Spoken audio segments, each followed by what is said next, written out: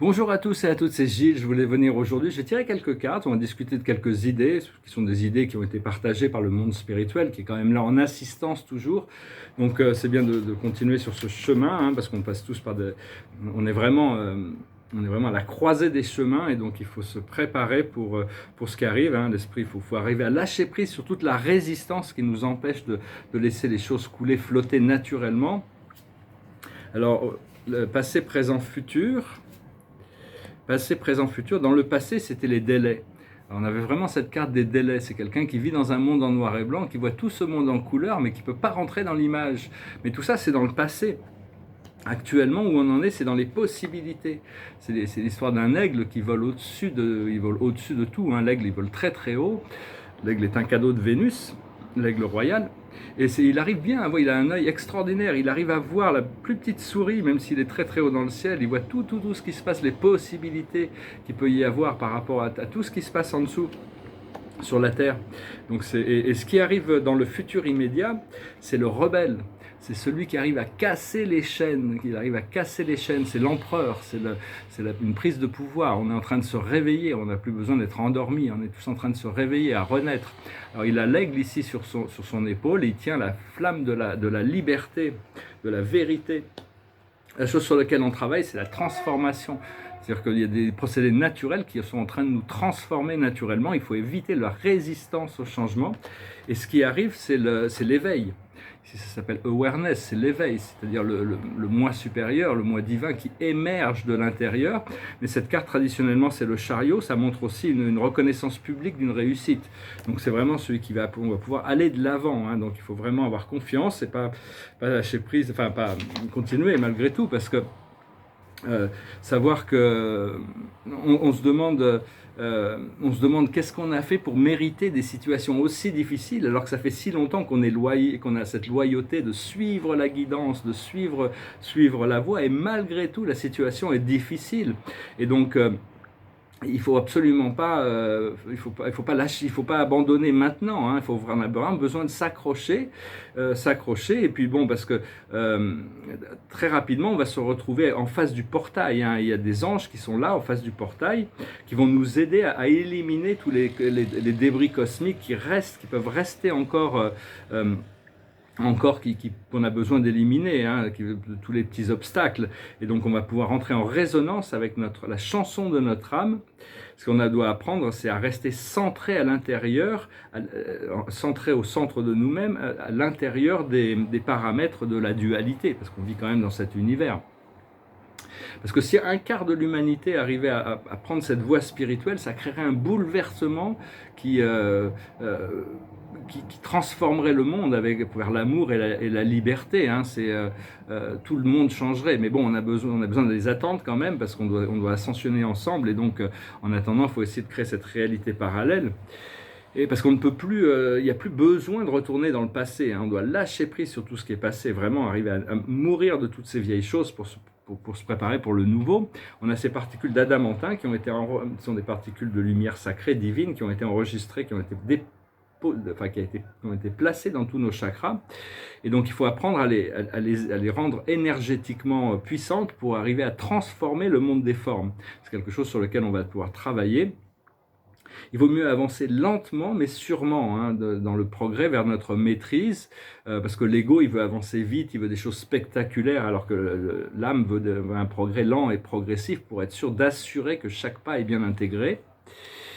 Et donc, parce que de plus en plus de voir notre moi supérieur, notre âme, notre âme, nos guides et notre présence je suis comme le directeur de tout le programme de notre vie. On doit pouvoir connecter avec cette partie de nous-mêmes qui fait partie de notre moi supérieur, qui est une partie angélique, cet ange, pour lâcher prise sur toutes les pensées négatives, sur toutes les formes les formes énergétiques négatives, pour qu'elles puissent être transformées.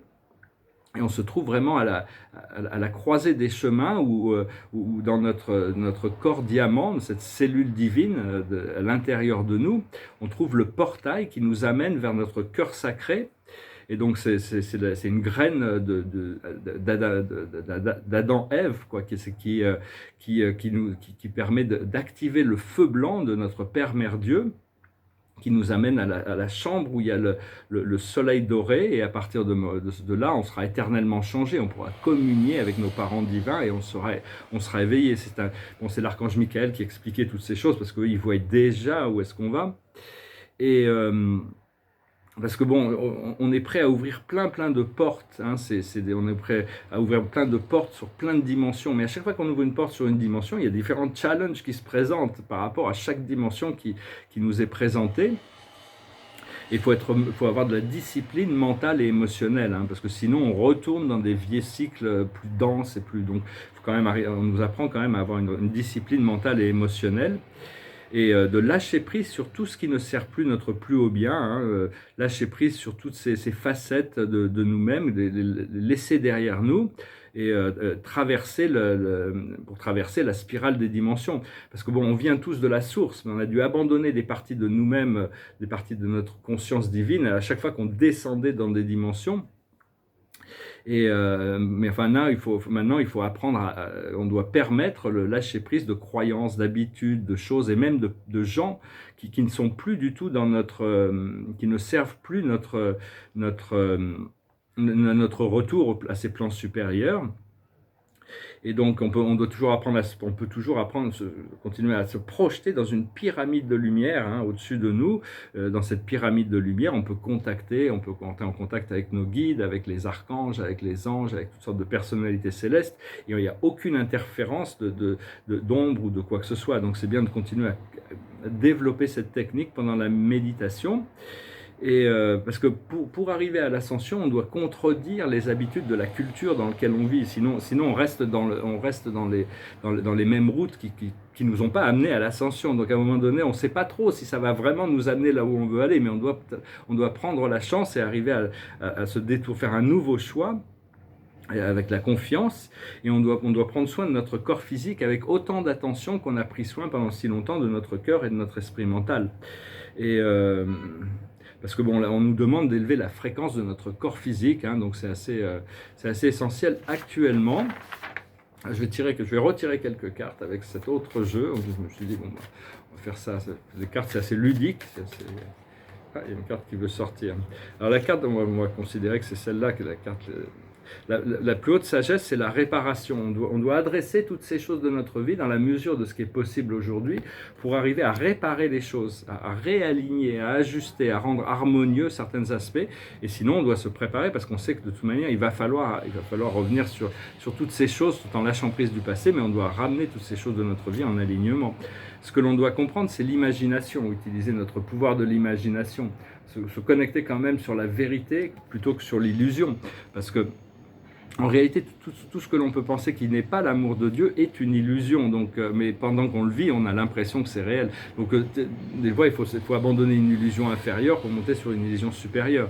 Lâcher prise sur la résistance par rapport à ce que l'âme veut. L'ego a besoin de contrôler, alors que l'âme a confiance.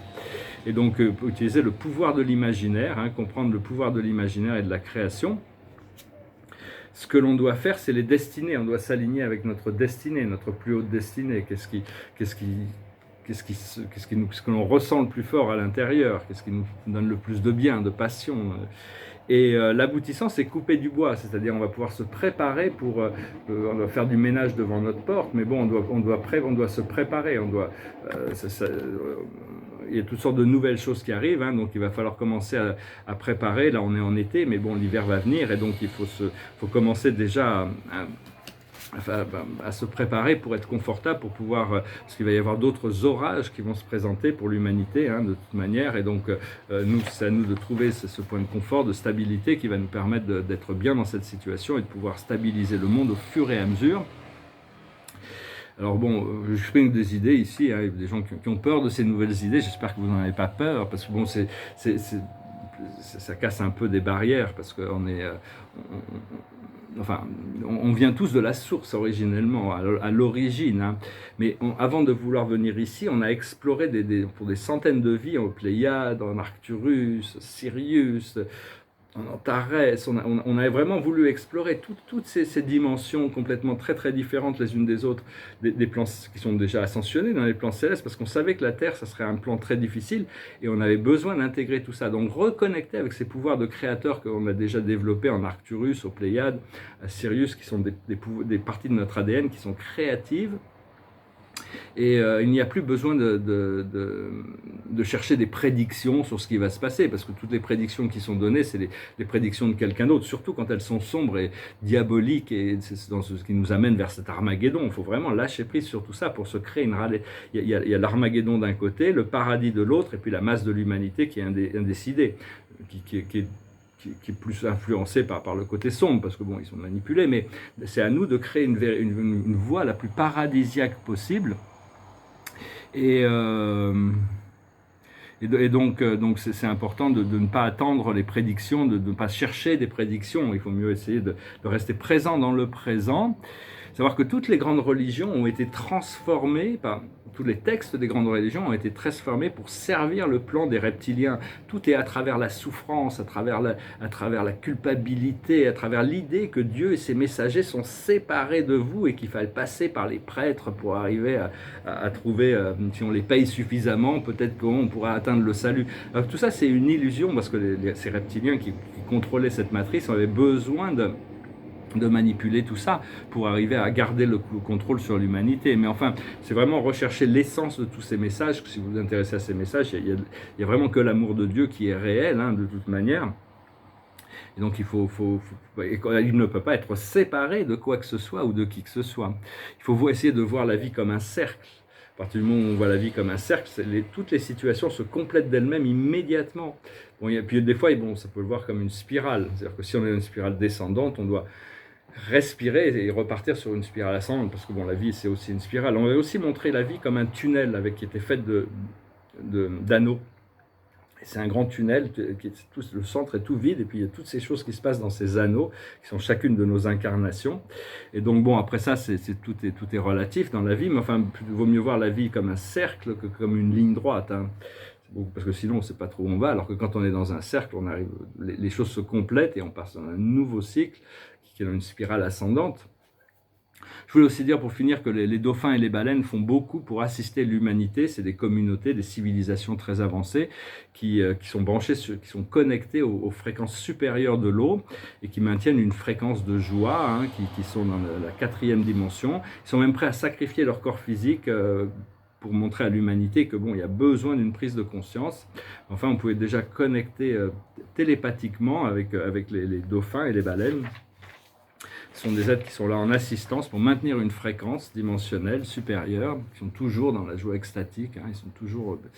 Et donc on apprendra à les connaître plus tard. Les baleines viennent d'une étoile qui s'appelle Canopus originellement, et puis les dauphins viennent originellement d'une planète autour de Sirius B, une planète aquatique. Je chantais cette chanson qui me passait par la tête ce matin, donc pour finir en musique, ça s'appelle Angel. Angel came down from heaven yesterday. She stayed with me just long enough to rescue me. And she told me a story yesterday about the love between the moon and the deep blue sea. And she spread a wing high over me, and she said, I shall return tomorrow. And I say, fly on, my sweet angel, fly on through the sky. Fly on, my sweet angel, tomorrow I will feel you by my side. And sure enough, this morning comes to me, silver winged silhouette against the glow of a child sunrise. And as the bluebirds and sparrows envy me, she said, I love you, little boy, and today you shall fly. She kissed me once, and the feeling so good, she made me cry. And she said, And now we fly tomorrow, and I say fly on my sweet angel, fly on through the sky, fly on my sweet angel, together we shall always be alive. Chanson de Jimi Hendrix. Je me suis un peu trompé dans la manière dont j'ai écrit les chansons, je voulais les relire, c'était pas tombé dans ma tête. Donc voilà, je vais tirer une dernière carte. Alors on se prépare, chaque fois que je finis ces vidéos, j'ai le mot champagne qui me tourne dans la tête, donc je vais aller éliminer toute la résistance pour pouvoir rentrer dans ce nouveau cycle. Vraiment, ça va me faire du bien de pouvoir retrouver une sorte d'indépendance un petit peu. L'esprit me demande de recommencer à peindre, ça fait 3 semaines, 1 mois que j'ai pas peint, je me sens très très mal de ne pas pouvoir le faire. Et donc la carte de la journée, c'est la conduite divine, l'archange Sandalphon. Cherchez un sens à votre vie, envisagez une approche différente. Entourez-vous d'amis ou de maîtres faisant preuve d'une grande sagesse. Donc ici, il porte la robe violette, donc c'est continuer à travailler avec Maître Saint-Germain ou l'archange Zadkiel ou la dame Améthyste pour vous aider à transmuter. Cette flamme violette restera utile pendant très longtemps encore, on en aura besoin, apprendre à s'en servir. Je vous souhaite une excellente journée et j'espère revenir à vous prochainement. Je vous dis à bientôt, donc Namaste.